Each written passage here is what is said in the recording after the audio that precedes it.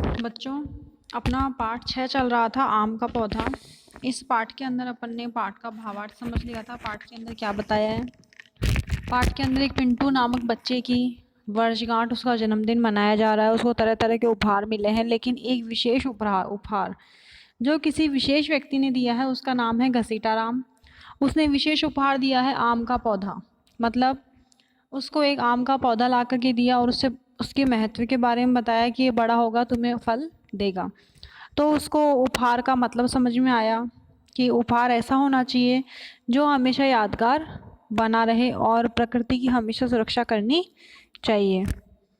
आज अपन करने जा रहे हैं इसके प्रश्नोत्तर। तो इसके प्रश्नोत्तर को अपन देखते हैं।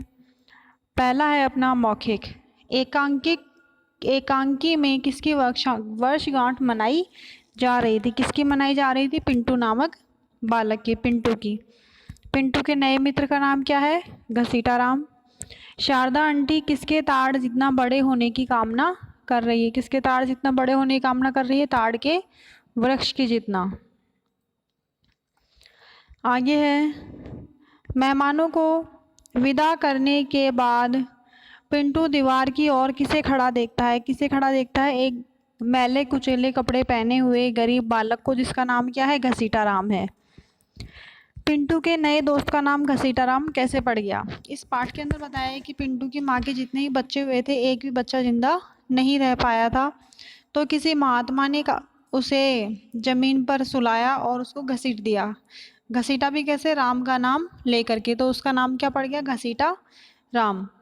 घसीटा राम उपहार लेने कहाँ गया और उपहार में क्या लाया? उपहार लेने वो कहाँ गया था? बाहर गया था। और उपहार में क्या लेकर के आया था? वो आम का पौधा लेकर के आया था।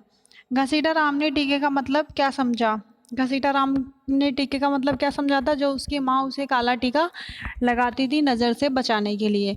तो नज़र से बचाने के लिए लगाए जाने वाले काले टीके को घसीटा राम ने टीके का मतलब समझा। आगे आता है, पिंटू के लिए उसके नए दोस्त का उपहार सबसे बढ़िया क्यों है?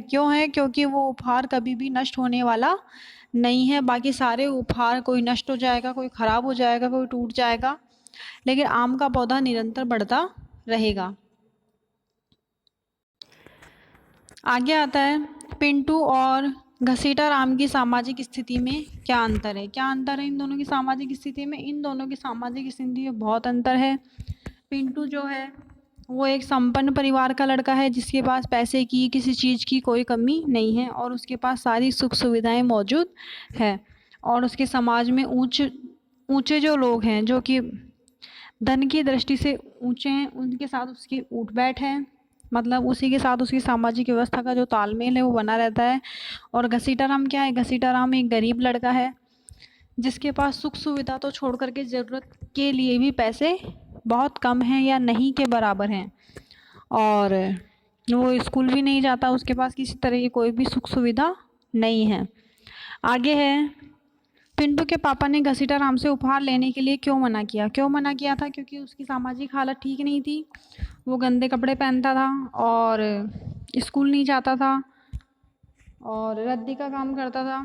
तो यह सब उसके पापा को अच्छा नहीं लगा, उनको घृणा हुई, इसलिए उन्होंने उससे उपहार लेने के लिए मना कर दिया कि हमारी हालत इतनी बुरी नहीं है कि हम ऐसे लोगों से उपहार लेंगे।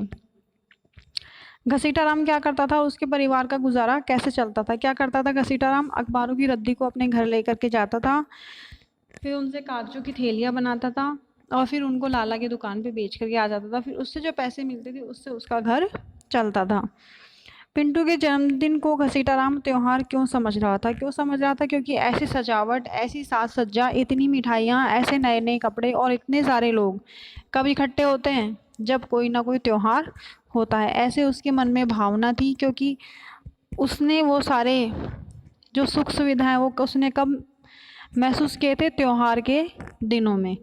तो वो उसके जन्मदिन को क्या समझ रहा था? एक त्यौहार समझ रहा था। चिंटू के माता पिता को घसीटा राम से उसकी दोस्ती क्यों बुरी लगी? क्यों बुरी लगी? इसका उत्तर भी वही रहेगा जो अपन ने प्रश्न 2 में किया है, और लास्ट में अपन एक लाइन जोड़ देंगे, इसलिए उनको घसीटा राम की दोस्ती बुरी लगी। तो इसका उत्तर अपन क्या लिखेंगे? घसीटाराम की सामाजिक हालत ठीक नहीं थी। वह स्कूल नहीं जाता था और गंदे कपड़ों में रहता था, जिससे कि उसके पापा को उससे घृणा थी। इसीलिए उन्होंने उनका उपहार लेने के लिए मना किया और उनको उनकी दोस्ती भी पसंद नहीं थी। आगे आता है, चिंटू और उसके पिता किसका इंतज़ार कर रहे थे? शारदा आंटी का। पिंटू की कौन सी वर्षगांठ मनाई जा रही थी? 12वीं। मैले फटे कपड़े पहने लड़के का क्या नाम था? घसीटू। घसीटाराम द्वारा लाया गया पौधा किसका था? आम का। फिर आगे अपना आता है भाषा ज्ञान। इसके अंदर आता है मुहावरे। मुहावरे में आपको 1-2 हल कराऊंगी, बाकी के आप लोग खुद अपनी दृष्टि से खोज करके इसको पूरा करेंगे। जैसे पहला है अक्कल पर पत्थर पड़ना, मतलब बुद्धि भ्रष्ट होना। इनका वाक्य प्रयोग भी आपको अपने आप करना है। इस तरह से करना है कि उनका अर्थ स्पष्ट हो जाए। जैसे कि रावण की बुद्धि भ्रष्ट हो चुकी थी, इसीलिए रावण की अक्ल पे पत्थर पड़े थे, इसीलिए वो सीता का हरण करके लेके गया। आगे आता है खरी खोटी सुनाना, मतलब भला बुरा कहना। तिल का ताड़ बनाना, मतलब जरा सी बात को बढ़ा चढ़ा के कहना। पगड़ी उछालना, बेइज्जत करना। इसी तरह से आपको बाकी मुहावरों के अर्थ लिखने हैं। फिर आगे आता है निम्नलिखित शब्दों का संधि विच्छेद कीजिए। पहला है महोत्सव। महोत्सव का क्या करेंगे? महाधन उत्सव। निर्धन का नी प्लस धन। हरीश का हरी प्लस ईश। पावन का पौ प्लस अन।